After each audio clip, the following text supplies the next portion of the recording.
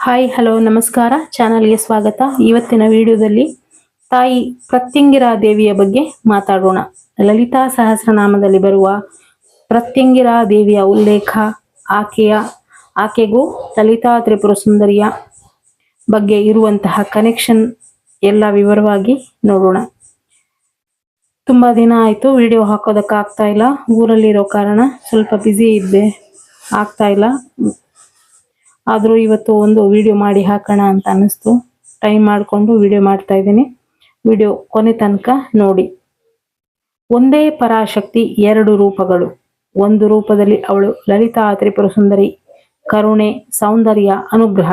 ಮತ್ತೊಂದು ರೂಪದಲ್ಲಿ ಅವಳು ಪ್ರತ್ಯಂಗಿರ, ಉಗ್ರತೆ, ರಕ್ಷಣೆ, ದುಷ್ಟ ಸಂಹಾರ. ಲಲಿತಾ ತ್ರಿಪುರ ಸುಂದರಿ ನಗ್ತಾಳೆ, ಪ್ರತ್ಯಂಗಿರೆ ಗರ್ಜಿಸುತ್ತಾಳೆ. ಆದರೆ ಇಬ್ಬರು ಒಂದೇ ಪರಾಶಕ್ತಿಯ ಎರಡು ಮುಖಗಳು. ಭಕ್ತನಿಗೆ ತಾಯಿ ಲಲಿತೆ, ಭಕ್ತನ ರಕ್ಷಣೆಗೆ ಜ್ವಾಲೆಯಾಗಿ ನಿಂತಾಗ ಅದೇ ಆಕೆ ಪ್ರತ್ಯಂಗಿರ. ಲಲಿತಾ ಅನುಗ್ರಹ ಕೊಡ್ತಾಳೆ, ಪ್ರತ್ಯಂಗಿರ ಆ ಅನುಗ್ರಹವನ್ನ ಕಾಪಾಡ್ತಾಳೆ. ನೀವು ಲಲಿತಾ ಸಹಸ್ರನಾಮವನ್ನ ಪಾರಾಯಣ ಮಾಡ್ತಿದ್ರೆ, ಲಲಿತೆಯ ಆರಾಧನೆ ಮಾಡ್ತಿರುವವರಾದ್ರೆ ನಿಮಗೆ ತಿಳಿಯದೆ ನೀವು ಕೂಡ ಪ್ರತ್ಯಂಗಿರಾ ದೇವಿಯ ರಕ್ಷಣೆಯಲ್ಲಿದ್ದೀರಿ. ಇದು ಕೇವಲ ಭಕ್ತಿಯಲ್ಲ, ಇದು ಶ್ರೀವಿದ್ಯೆಯ ಅತ್ಯಂತ ಗೂಢವಾದಂತಹ ರಹಸ್ಯ. ಪ್ರತ್ಯಂಗಿರಾ ದೇವಿ ಯಾರು? ಪ್ರತ್ಯಂಗಿರಾ ದೇವಿ ಅತ್ಯಂತ ಉಗ್ರ ಮತ್ತು ಶಕ್ತಿಶಾಲಿ ರೂಪಗಳಲ್ಲಿ ಒಂದಾಗಿ ಪರಿಗಣಿಸಲ್ಪಡ್ತಾಳೆ.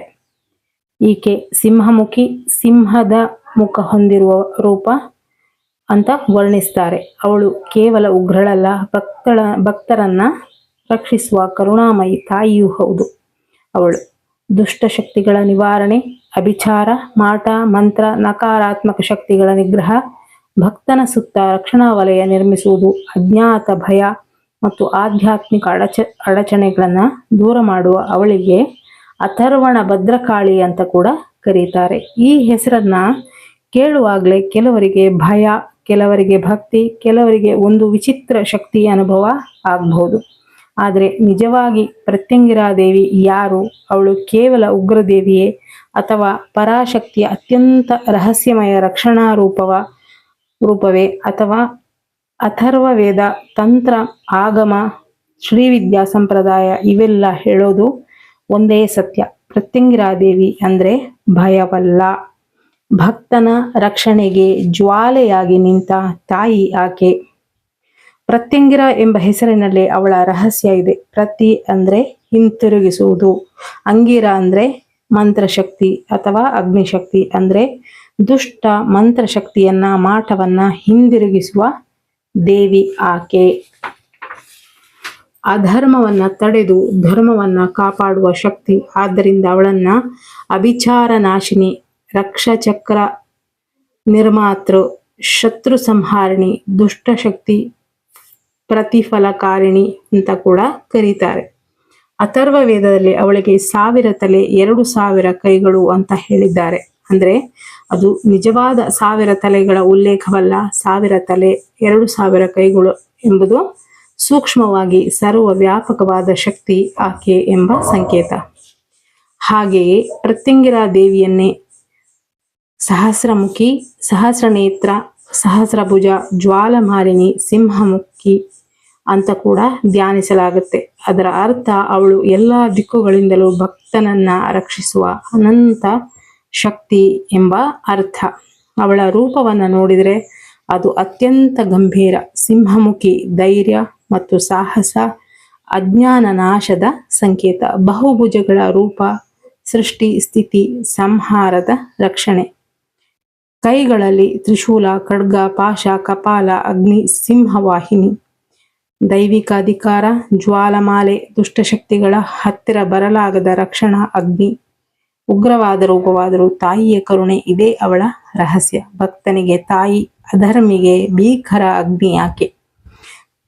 ಕೆಲವು ಸಂಪ್ರದಾಯಗಳಲ್ಲಿ ನರಸಿಂಹ ಅವತಾರದ ಉಗ್ರತೆಯನ್ನ ಶಮನ ಮಾಡಲು ಶಿವನೇ ಶರಭೇಶ್ವರನ ರೂಪ ತಾಳಿದ ಅಂತ ಕೂಡ ಹೇಳ್ತಾರೆ. ಈ ಶರಭೇಶ್ವರನ ಶಕ್ತಿಯೇ ಪ್ರತ್ಯಂಗಿರಾ ದೇವಿ ಎಂಬುದು ಶೈವ ತಂತ್ರದಲ್ಲಿ ಉಲ್ಲೇಖ. ನರಸಿಂಹ ಅವತಾರವು ಕೂಡ ಸಿಂಹಮುಖ, ಶರಭೇಶ್ವರನು ಸಿಂಹಮುಖ, ಪ್ರತ್ಯಂಗಿರಾ ದೇವಿಯು ಸಿಂಹಮುಖಿ. ಇನ್ನೊಂದು ಸಂಪ್ರದಾಯದಲ್ಲಿ ಅವಳು ಲಲಿತಾ ತ್ರಿಪುರ ಸುಂದರಿಯ ಉಗ್ರ ರಕ್ಷಣಾ ರೂಪ ಎಂಬುದಾಗಿ ಕೂಡ ಹೇಳ್ತಾರೆ. ಇದು ಶ್ರೀವಿದ್ಯೆಯ ಮಹಾರಹಸ್ಯ. ಲಲಿತಾ ತ್ರಿಪುರ ಸುಂದರಿ ಸೌಂದರ್ಯ, ಕರುಣೆ, ಅನುಗ್ರಹ. ಪ್ರತ್ಯಂಗಿರಾ ಅದೇ ತಾಯಿಯ ಯುದ್ಧ ರೂಪ, ರಕ್ಷಣಾ ಜ್ವಾಲೆ. ಲಲಿತಾ ಸಹಸ್ರನಾಮದ ಫಲಶ್ರುತಿಯಲ್ಲಿ ಭಕ್ತನ ಮೇಲೆ ಅಭಿಚಾರ ನಡೆದರೆ ದೇವಿ ತನ್ನ ಉಗ್ರ ಶಕ್ತಿಗಳನ್ನು ಕಳುಹಿಸಿ ರಕ್ಷಿಸ್ತಾಳೆ ಎಂದು ಪರಂಪರೆ ವಿವರಿಸುತ್ತೆ. ಲಲಿತಾ ಸಹಸ್ರನಾಮವನ್ನು ಪಾರಾಯಣ ಮಾಡುವವರಿಗೆ ಪರೋಕ್ಷವಾಗಿ ಪ್ರತ್ಯಂಗಿರಾ ದೇವಿಯ ರಕ್ಷಣೆಯೂ ಕೂಡ ದೊರೆಯುತ್ತೆ. ಲಲಿತಾ ಸಹಸ್ರನಾಮ ಪಾರಾಯಣ ಮಾಡುವವರು ಆ ಪ್ರತ್ಯಂಗಿರಾ ದೇವಿ ನಿಮ್ಮ ರಕ್ಷಣೆಗೆ ಸ್ವತಃ ನಿಂತಿದ್ದಾಳೆ. ಆಕೆಯ 2,000 ಕೈಗಳು ಆ ಸರ್ವ ವ್ಯಾಪಕತೆಯ ಸಂಕೇತವಾಗಿ ನಿಮ್ಮನ್ನ ಎಲ್ಲ ರೀತಿಯ ದುಷ್ಟಶಕ್ತಿಗಳಿಂದ ರಕ್ಷಿಸುತ್ತೆ ಅನ್ನೋದನ್ನ ಮನಸ್ಸಿನಲ್ಲಿ ಬಲವಾಗಿ ನಂಬಿ ಇನ್ನೂ ಅಧಿಕ ಶಕ್ತಿ, ಎನರ್ಜಿ ಅನುಭವಕ್ಕೆ ಬರೋದರಲ್ಲಿ ಸಂಶಯವಿಲ್ಲ. ಇಲ್ಲಿ ಒಂದು ಮಹತ್ವದ ಪ್ರಶ್ನೆ ಬರುತ್ತೆ. ಯಾಕೆ ಕೆಲವರು ದೇವಿಯ ಶಾಂತ ರೂಪ ಇಷ್ಟಪಡ್ತಾರೆ ಮತ್ತೆ ಕೆಲವರು ಉಗ್ರ ರೂಪವನ್ನ ಇಷ್ಟಪಡ್ತಾರೆ ಎಂಬುದಾಗಿ? ಉತ್ತರ ಅತೀ ಸರಳ. ತಾಯಿಯ ಒಂದೇ ರೂಪ, ತಾಯಿ ಒಂದೇ ಆಗಿದ್ರು ರೂಪ ಬೇರೆ ಅಷ್ಟೇ. ಕೆಲವರಿಗೆ ಲಲಿತೆಯಾಗಿ, ಕೆಲವರಿಗೆ ದುರ್ಗೆಯಾಗಿ, ಇನ್ನು ಕೆಲವರಿಗೆ ಕಾಳಿಯಾಗಿ, ಮತ್ತೆ ಕೆಲವರಿಗೆ ಪ್ರತ್ಯಂಗಿರೆಯಾಗಿ, ಕೆಲವರಿಗೆ ಮಹಾಲಕ್ಷ್ಮಿಯಾಗಿ, ಮಗುವಿಗೆ ತಾಯಿ ಮಮತೆಯ ರೂಪ, ಕಳ್ಳನಿಗೆ ಅದೇ ತಾಯಿ ಭಯದ ರೂಪ. ಭಕ್ತನ ಭಾವ ಹೇಗಿದೆಯೋ ದೇವಿಯ ಅನುಭವ ಕೂಡ ಹಾಗೆ. ತಂತ್ರದಲ್ಲಿ ಹೇಳುವ ಹಾಗೆ ಯಥಾ ಭಾವಂ ತಥಾ ದೇವಿ, ಅಂದ್ರೆ ಯಾವ ರೀತಿಯಿಂದ ನೋಡ್ತೇವೆಯೋ ಅದೇ ರೀತಿ ನಮಗೆ ಆ ದೇವಿಯ ರೂಪ ಇಷ್ಟವಾಗುತ್ತೆ ಅನ್ನೋದು. ಭಯದಿಂದ ಕರೆಯುವವನು ರಕ್ಷಕಳನ್ನು ಕಾಣ್ತಾನೆ, ಪ್ರೀತಿಯಿಂದ ಕರೆಯುವವನು ತಾಯಿಯನ್ನು ಕಾಣ್ತಾನೆ. ಎರಡೂ ಸತ್ಯ. ಆದರೆ ಒಂದು ಎಚ್ಚರಿಕೆ, ಪ್ರತ್ಯಂಗಿರಾ ದೇವಿಯನ್ನೇ ಪ್ರತೀಕಾರಕ್ಕಾಗಿ ಯಾರಿಗಾದ್ರೂ ಹಾನಿ ಮಾಡುವ ಉದ್ದೇಶದಿಂದ, ಅಹಂಕಾರದಿಂದ, ಸ್ವಾರ್ಥದಿಂದ ಆರಾಧಿಸಬಾರದು. ಅವಳು ಧರ್ಮದ ಪರ, ಅಧರ್ಮದ ಪರ ಅಲ್ಲ. ಅವಳು ಕೇವಲ ಶಕ್ತಿಯಲ್ಲ, ಅವಳು ನ್ಯಾಯದ ಅಗ್ನಿ. ಆದ್ರಿಂದ ಅವಳ ಉಗ್ರ ಬೀಜ ಮಂತ್ರಗಳನ್ನ ಗುರುವಿಲ್ಲದೆ ಮಾಡಬಾರದು.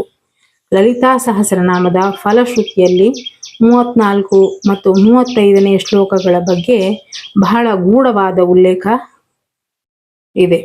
ವಿಶೇಷವಾಗಿ ದುಷ್ಟಶಕ್ತಿ, ಅಭಿಚಾರ ಮತ್ತು ಭಕ್ತ ರಕ್ಷಣೆಯ ಕುರಿತು ಪಾರಂಪರಿಕವಾಗಿ ಉಲ್ಲೇಖಿಸುವ ಶ್ಲೋಕಗಳಲ್ಲಿ ಈ ರೀತಿ ಹೇಳಿದ್ದಾರೆ. ಶ್ಲೋಕ 34ರ ಅರ್ಥ: ಯಾರು ಲಲಿತಾ ಸಹಸ್ರನಾಮವನ್ನ ಪಾರಾಯಣ ಭಕ್ತಿಯಿಂದ ಮಾಡ್ತಾರೋ ಅವರ ಮೇಲೆ ಯಾರಾದರೂ ದ್ವೇಷ, ಶತ್ರುತ್ವ, ದುಷ್ಟ ಭಾವ, ಕೆಟ್ಟ ದೃಷ್ಟಿ ಇಟ್ರೆ ಶರಬೇಶ್ವರ ಸ್ವತಃ ಆ ಶತ್ರುಶಕ್ತಿಗಳನ್ನ ನಾಶ ಮಾಡ್ತಾನೆ. ಇಲ್ಲಿ ಅರ್ಥ ಕೇವಲ ವ್ಯಕ್ತಿ ನಾಶವಲ್ಲ, ದುಷ್ಟ ಸಂಕಲ್ಪ, ಅಭಿಚಾರ, ನಕಾರಾತ್ಮಕ ದಾಳಿ ಇವುಗಳ ಶಮನ.